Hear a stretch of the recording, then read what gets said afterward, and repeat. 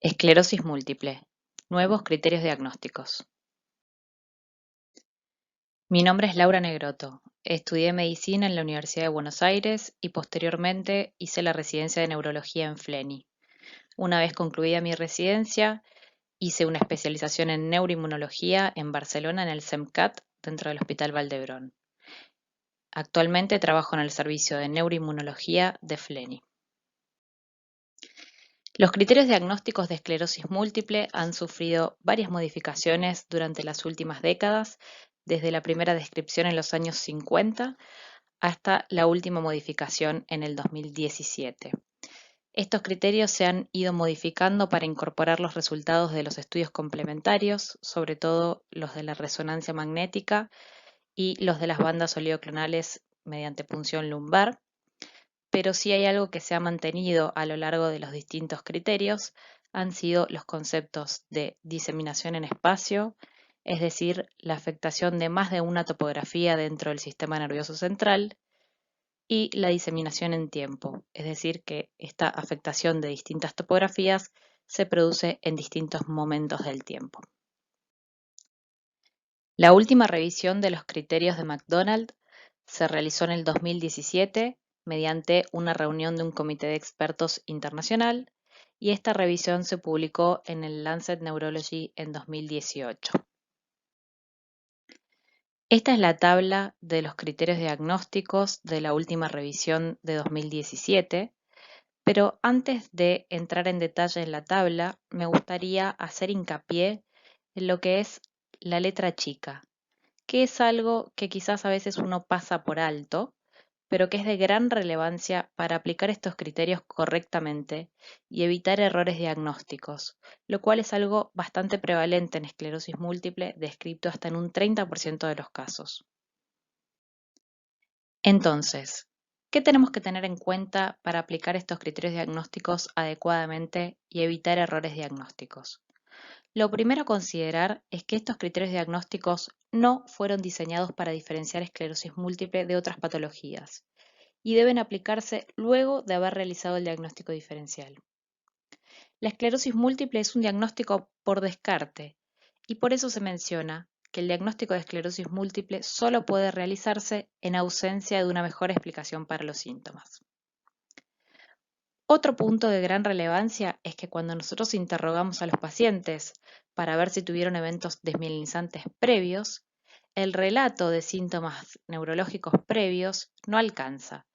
Esto debe ser corroborado por la evidencia objetiva, ya sea de signos en el examen físico o mediante estudios complementarios. Por otro lado, los criterios diagnósticos deben ser aplicados únicamente a eventos desmielinizantes típicos y se debe evitar aplicar los mismos a síntomas neurológicos atípicos. Además, hay que solicitar los estudios complementarios que sean necesarios y se sugiere siempre realizar al menos una resonancia de cerebro y, de ser posible, estudio de bandas oligoclonales.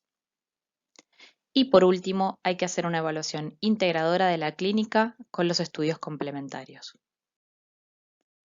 Como mencioné previamente, no todo evento neurológico es un síndrome desmielinizante o un brote. ¿De qué se trata un síndrome desmielinizante? Es un episodio clínico monofásico compuesto por síntomas y signos objetivos neurológicos sugestivos de un evento desmielinizante. Debe durar al menos 24 horas en forma continua. La forma de instalación puede ser aguda o subaguda, pero en general no es súbita. La instalación de síntomas debe ser en ausencia de fiebre o infecciones.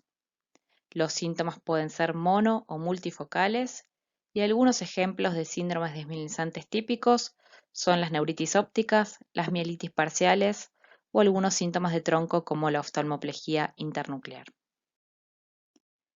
Por otra parte, las presentaciones atípicas o llamadas banderas rojas, en las que hay que evitar aplicar estos criterios para evitar errores diagnósticos, son, por ejemplo, neuritis óptica bilateral con compromiso de quiasma, mielitis longitudinalmente extendida, es decir, de más de 3 segmentos, síntomas de inicio súbito que deberían hacernos pensar en algo vascular, síntomas neurológicos asociados a encefalopatía u otras banderas rojas. ¿Cuándo es conveniente realizar resonancia y punción lumbar? Si bien, como luego vamos a ver en la tabla, cuando se cumplen ciertas condiciones clínicas, dice que no es necesario otros estudios complementarios, se sugiere realizar una resonancia de cerebro siempre. La única excepción es si esto está contraindicado, como puede ser en el caso de un marcapasos no resonable, o que la resonancia de cerebro no esté disponible. Pero salvo estas raras excepciones, siempre hay que hacer una resonancia de cerebro para el diagnóstico de esclerosis múltiple. Esto nos va a servir no solo para evaluar diseminación en espacio y diseminación en tiempo, sino también para descartar diagnósticos diferenciales. Se sugiere además realizar una resonancia de columna cuando los síntomas son medulares, sobre todo en las formas progresivas de inicio, o cuando la resonancia de cerebro no es suficiente para hacer el diagnóstico de esclerosis múltiple. Y se sugiere realizar una punción lumbar con determinación de bandas oleoclonales en líquido cefalorraquídeo y suero cuando hay presentaciones atípicas, banderas rojas, cuando la resonancia no es suficiente para realizar el diagnóstico y sobre todo en formas progresivas de inicio. Entonces, para decir que un paciente tiene esclerosis múltiple, de acuerdo a los nuevos criterios, deben cumplirse la condición de diseminación en espacio y diseminación en tiempo, o alternativamente, diseminación en espacio y la presencia de bandas oleoclonales en líquido cefalorraquídeo.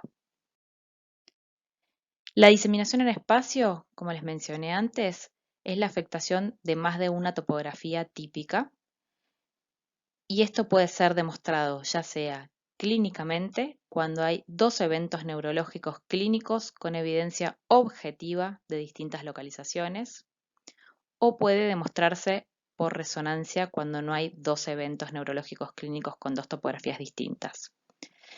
La demostración de diseminación en espacio mediante resonancia se puede hacer cuando hay al menos una lesión en dos de estas cuatro localizaciones típicas, que son lesiones periventriculares, y hay que tener en cuenta que las lesiones periventriculares deben estar en contacto con el ventrículo, lesiones infratentoriales, lesiones corticales o yuxtacorticales, y también para decir que una lesión es yuxtacortical debe estar en contacto con la corteza, o lesiones medulares. Entonces, al menos una lesión en dos de estas cuatro localizaciones.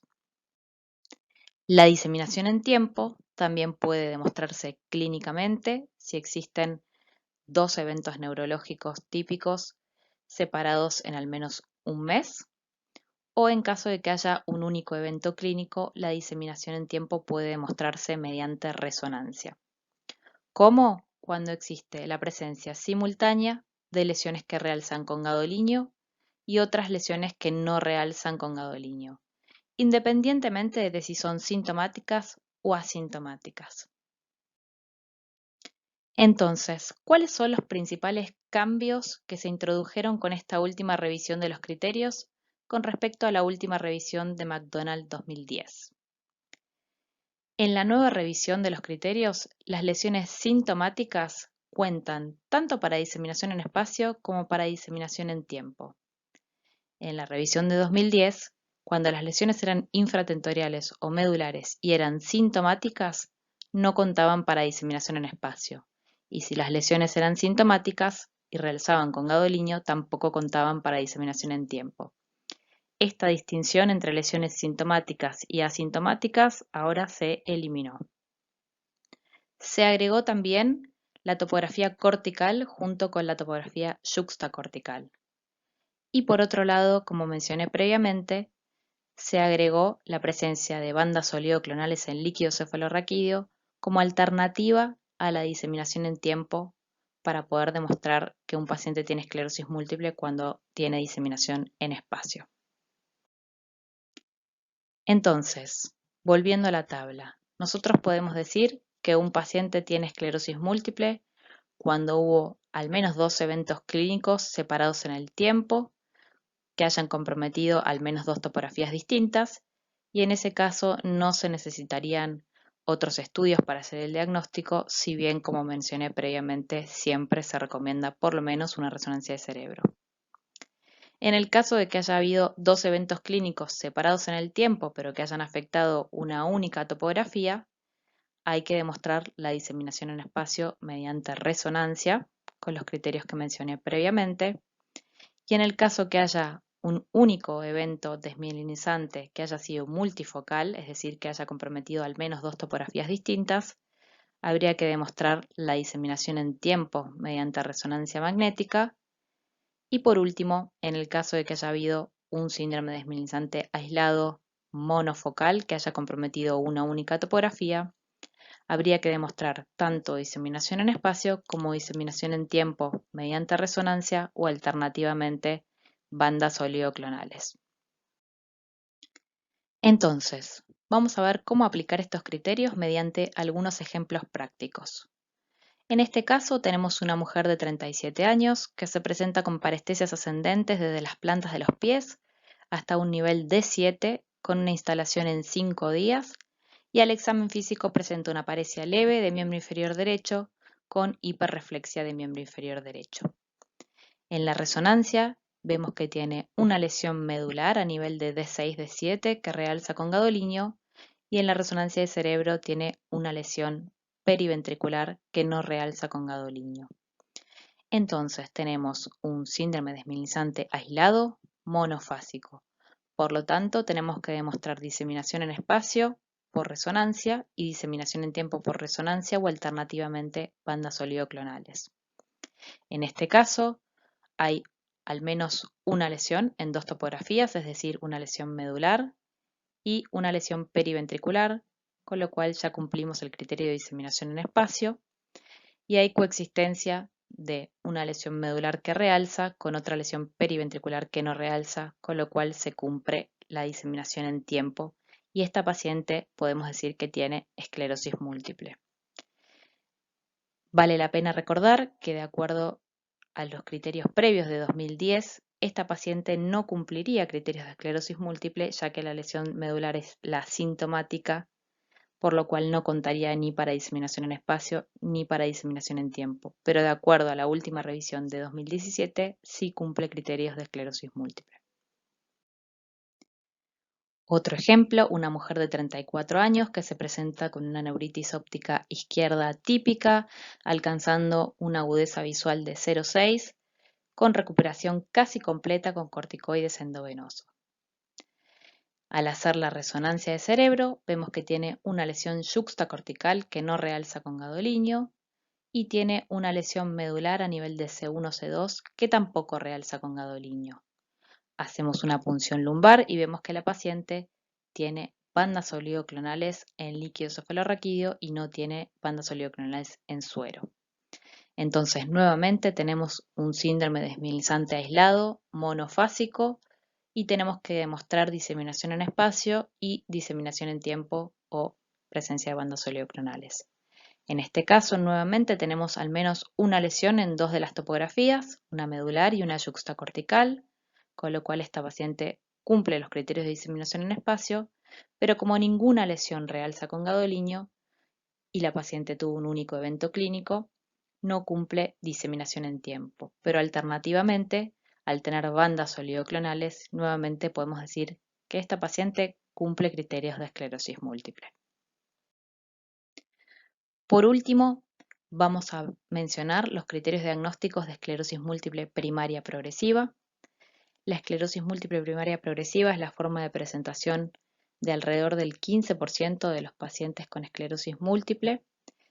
Hay síntomas progresivos desde el inicio, sin brotes, y la edad de presentación suele ser un poquito más tardía, alrededor de los 40 años. Para poder decir que un paciente tiene esclerosis múltiple primaria progresiva, debemos demostrar una progresión independiente de brotes durante al menos un año, y esta demostración de la progresión puede ser ya sea retrospectiva mediante el interrogatorio del paciente o de forma prospectiva al realizar un seguimiento al paciente. Y además de esta progresión independiente de brotes, tenemos que tener dos de estos tres criterios. El primero es la presencia de al menos dos lesiones medulares, en este caso no alcanza con una única lesión medular, al menos una lesión en las otras tres topografías que eran periventricular, infratentorial y cortical o yuxtacortical, y la presencia de bandas oleoclonales. Cuando un paciente tiene una progresión independiente de brotes durante al menos un año y dos de estos tres criterios, podemos decir que tiene esclerosis múltiple primaria progresiva. Finalmente, dejo acá sugerida bibliografía complementaria que puede ser de utilidad para este tema. Muchas gracias por su atención.